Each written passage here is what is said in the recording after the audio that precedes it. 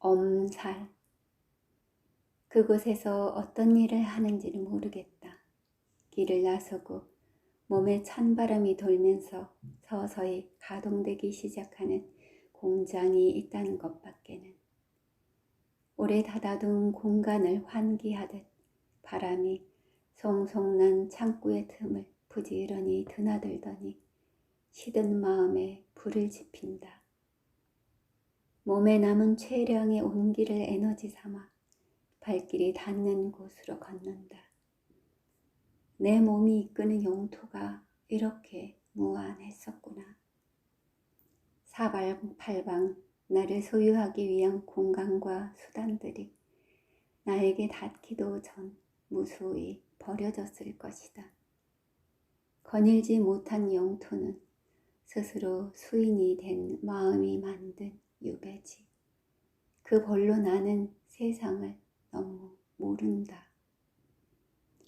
오늘은 투명한 햇살 시트를 온몸에 휘감고 거리를 활보한다. 이 바보. 혼자 꽁꽁 묶인 채 아무도 건넨 적 없는 병을 혼자 껴안고 살아온 어리석은 환자였구나 너는. 탄식도 하면서.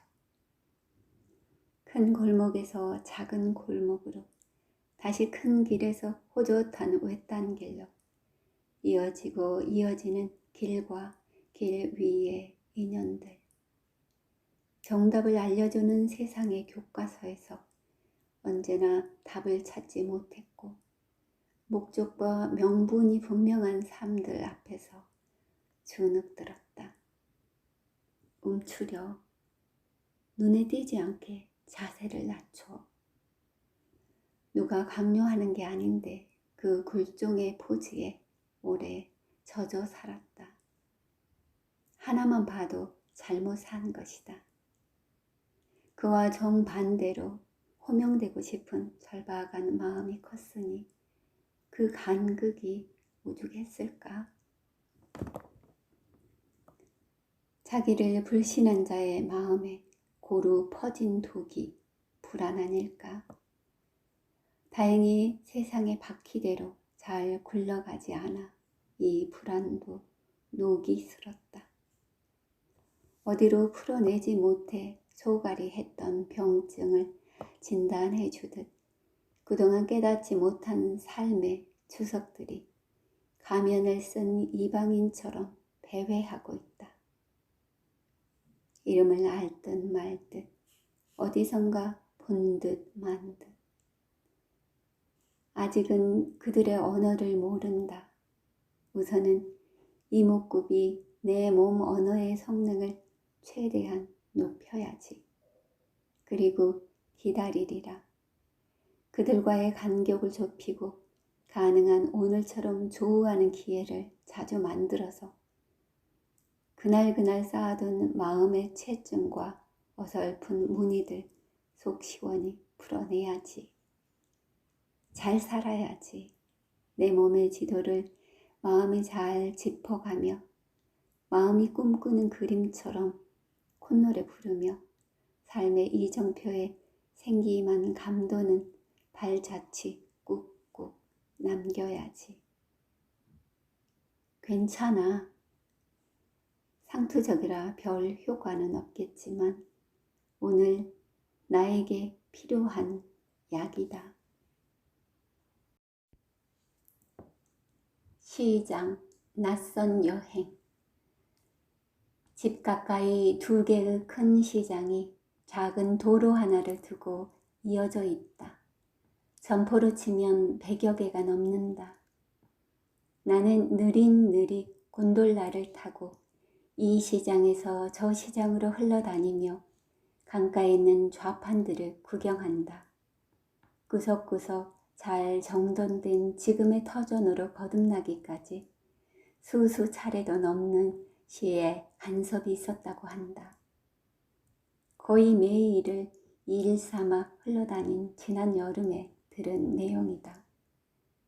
삶의 지렛대였던 수레를 부수고 솥단지에 걸려있던 옥수수 꽈배기들이 고개를 타는 동안에도 따지기보다 잘못을 시인했던 사람들. 살고자 서름을 잘 삼키니 이만한 번듯한 환경이 만들어진 것 아니냐고 웃었다.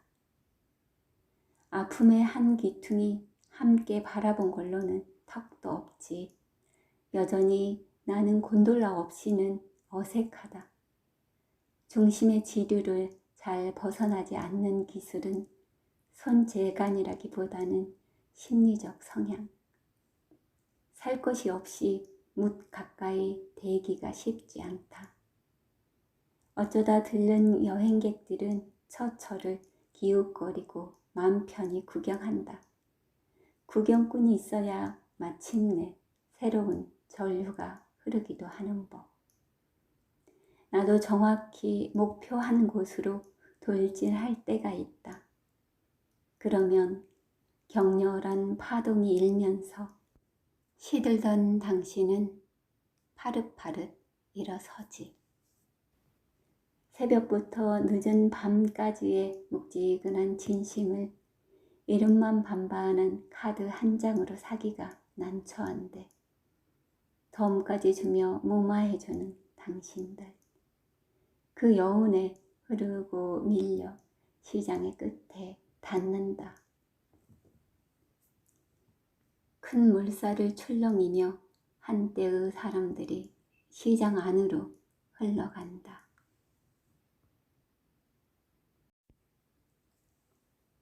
겨울 카페에 설치되다.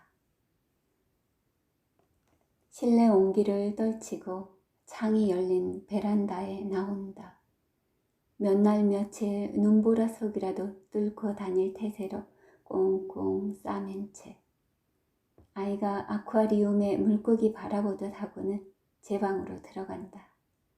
그래, 저 나이엔 이만한 별난 짓을 할 때라야 주목을 하는 법이지.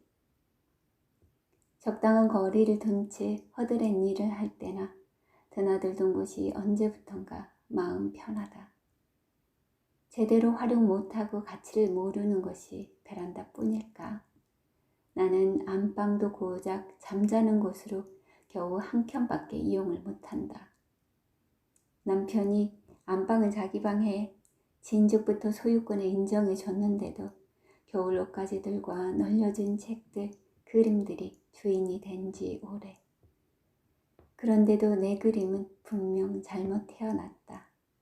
나름 몰입과 고심을 거쳐 탄생한 생명들이 태어나자마자 황폐한 액자더미들 사이에 방치됐으니 그 옛날 아이 많은 집에선 손이 귀한 집으로 또 다른 운명을 부여받고 보내지기도 했는데 내 그림들이 생각이란 게 있다면 저희도 답답한 집보다 어디론가로 훨훨 떠나고 싶지 않을지. 하다못해 황량한 벌판에서 바람에 이리저리 찢겨 흔적 없이 쓰러질지언정 말이다. 열정과 의욕을 아껴 꼭 필요한 그림만 그릴 수 있었다면 그 존재 가치가 달라졌을까? 지금과는 다른 방식으로 전개됐을까? 애착이 없이 무모하게 쏟아놓은 습작들이 또 다른 업보처럼 걸린다. 하나를 오래 붙들지 못하고 핵심에 이르지 못하고 손을 놓아버리는 양은 냄비 같은, 이것도 병이라면 병이겠지. 한 번도 일상의 중심에 놓아본 적 없는 거의 방치된 공간에 온몸을 설치해보니 정신이 번쩍 든다. 방치된 습작들도 기획하기 따라 다른 쓰임으로 거듭날 수 있으리라는 그런 곱은 손, 냉기 어린 찻잔, 두툼한 겨울 외투, 목도리 담요, 허공을 강타하는 바람, 차가운 머리. 오늘 설치 미술의 전시를 최대한 끌기 위해 쓰이고 필요했던 오브제들이다. 그래, 늘 냉정하게 직시하는 마음이 부족했었지.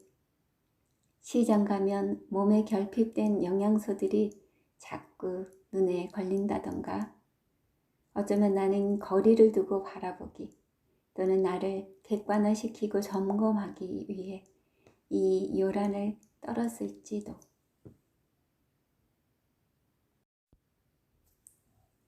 낡은 꿈을 뒤적이며 오래전에 알았다. 거실이 밀크커피를 좋아한다는 걸. 고등어를 굽거나 삼겹살을 구울 땐 재채기를 심하게 하며 창문을 열어두는데 커피를 마실 땐 오히려 커튼도 내린 채 그 향기에 흠뻑 젖어든다.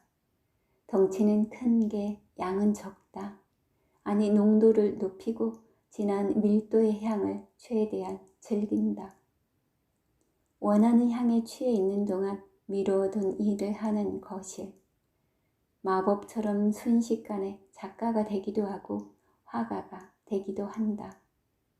작가는 지금 글을 쓰는 이며 화가는 지금 그리는 이라는 어떤 명쾌한 정의대로라면 비록 커피 향이 빚어낸 거품 같은 존재지만 우리 집에 거실 예술가가 산다. 에이, 착각이겠지. 어떻게 거실이? 참말 거짓말 같지만 이렇게 거실이 쓴 글이 존재하지 않는가. 이런 거실이 반항을 하면 걷잡을 수 없다. 한 며칠 저에게서 나는 온갖 냄새를 꽉 움켜쥐고 꿈쩍도 안 하다가 어느 날 문득 1시간이고 2시간이고 문을 열고 뛰쳐나가 버리는 것이다. 주인이 없는 빈 터에 저 원미산 둔덕에서 직박구리가 들쑤신 낙엽의 상큼한 지렁이 오줌 냄새도 밀려들고 언덕 너머 산비둘기 날개죽지에 푸른 솔향기 후루루 실려오기도 한다. 입었던 내복도 벗고 말쑥하게 단장을 해놓으면 비로소 태연한 낯빛으로 돌아오는 거실. 거실이 온다. 커피 향을 그리는 거라고 단정 짓지는 말자.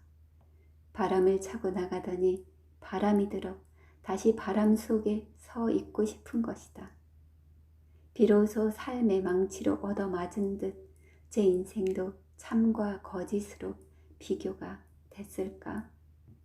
더 늙기 전에 몸을 부대끼며 참으로 뭐라도 하고 싶은 걸까? 거실을 꼼짝없이 가뒀다가 다시 용수철처럼 튕겨나가면 나도 그 옷깃을 붙잡고 또 날아보련다.